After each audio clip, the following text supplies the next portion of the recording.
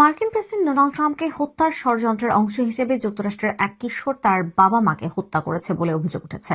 17 বছর বয়সী ওই কিশোরের নাম নিকিতা কাসাব। নতুনভাবে প্রকাশিত আদালতের নথির ভিত্তিতে এই তথ্য জানিয়েছে ফেডারেল কর্তৃপক্ষ। সিএনএন এর সহযোগী প্রতিষ্ঠান WISN এর হাতে আসা একটি ফেডারেল হলফনামা অনুযায়ী নিকিতা কাসাব লিখিত নথি ও খুদে বার্তার মাধ্যমে মার্কিন প্রেসিডেন্টকে হত্যার আহ্বান জানিয়েছিল এবং মার্কিন সরকারকে উৎখাতের ডাক দিয়েছিল। তদন্তকারীরা এসব নথি ও খুদে বার্তা খুঁজে পেয়েছেন। তারা বলেছেন তার বাবা মাকে হত্যার অভিযোগটি এমন একটি প্রচেষ্টার অংশ বলে মনে হচ্ছে যার উদ্দেশ্য ছিল তার পরিকল্পনা বাস্তবায়নের জন্য আর্থিক সামর্থ্য ও ব্যক্তি স্বাধীনতা অর্জন করা।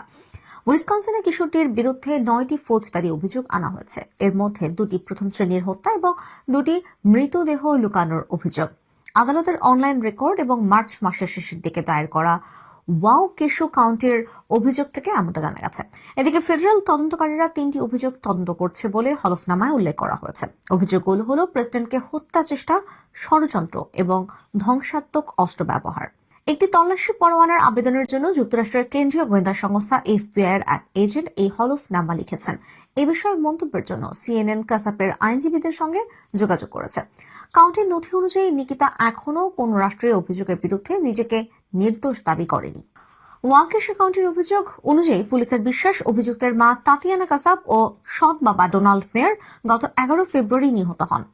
এর 2 সপ্তাহের বেশি সময় পর 28 ফেব্রুয়ারি দুজনকে গুলির আঘাতে মৃত অবস্থায় পাওয়া যায়। পরিবারটির বাড়িতে গিয়ে তাদের সুস্থতা এবং নিরাপত্তা নিশ্চিত করতে ওয়াকেশো কাউন্টি শেরিফের ডেপুটিরা তাদের মৃত অবস্থায় দেখতে পান। ওই সময় অভিযুক্ত কিশোর বাড়িতে ছিল না। এছাড়া ডোনাল্ড মেয়ারের SUV গাড়িটি চুরি গেছে বলে জানায় কর্তৃপক্ষ। সেই সন্ধ্যায় ক্যান্সাসের ওয়াকিনের পুলিশ বিভাগের কর্মকর্তারা এই গাড়িটি থামিয়ে অভিযুক্তকে গাড়ির ভেতরে পান বলে অভিযোগে উল্লেখ করা হয়। গাড়ির ভেতরে পাওয়া যায় নগদ $14,000 এবং $14,000 বেশি মূল্যের গয়না। এছাড়াও মেয়ারের কেনা পয়েন্টে 357 ম্যাগনাম রিভলভারটিও সেখানে ছিল। ফেডারেল হলফনামায় বলা হয় ওয়াউকেশো কাউন্টি শেরিফের কার্যালয় একটি তল্লাশি পরোয়ানা পেয়ে অনুসন্ধান চালায় এবং কাসাপের ফোনে দ্য অর্ডার অব 9 অ্যাঞ্জেলস নামক একটি নেটওয়ার্ক সম্পর্কিত তথ্য খুঁজে পায়।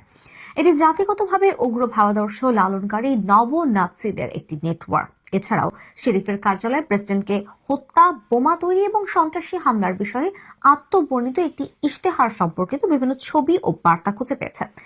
FBI এর খুঁজে পাওয়া 3 পৃষ্ঠার একটি নথিতে ট্রাম্পকে হত্যা করে যুক্তরাষ্ট্রের রাজনৈতিক বিপ্লব ঘটানোর এবং শ্বেতাঙ্গ জাতিকে রক্ষার আহ্বান জানানো হয়েছে। FBI আরও জানিয়েছে কাসাপের ফোনে একটি ছবি এবং বার্তা ছিল যাতে ড্রোনকে কিভাবে আক্রমণাত্মক ড্রোন হিসেবে ব্যবহার করা যায় সেই তথ্য ছিল। তারা জানিয়েছে কাসাপ আক্রমণ করার জন্য ড্রোন এবং বিস্ফোরক কিনতে কিছু টাকা পরিশোধ করেছিল।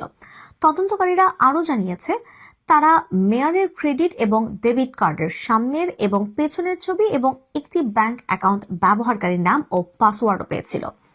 কাসাপের এক সহপাঠী শেরিফের কার্যালয়কে জানায় কাসাপ তাকে মার্চ মাসে বলেছিল যে সে তার বাবা মাকে হত্যা করতে চায়, তবে তার কাছে কোনো বন্দুক নেই।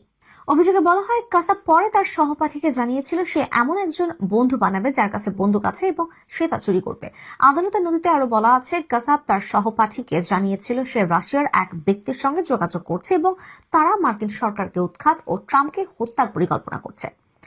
ওয়াউকেশো কাউন্টির অভিযোগে বলা হয় তদন্তকারীরা কাসাপের ফোনে এমন বার্তা পেয়েছে যা নির্দেশ করে যে সে ইউক্রেন চলে যাওয়ার পরিকল্পনা করছিল।